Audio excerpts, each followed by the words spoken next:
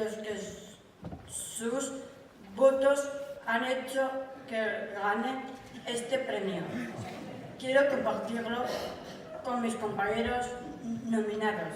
También se lo quiero dedicar a mi familia, a mis entrenadoras todos mis amigos y amigas.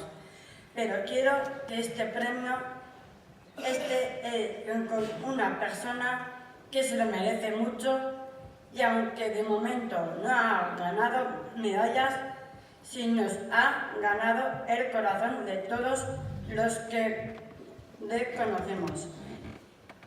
Es un ejemplo de superación, esfuerzo y de ilusión.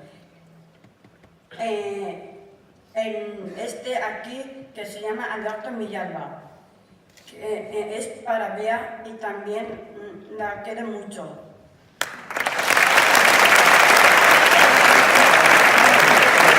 Gracias.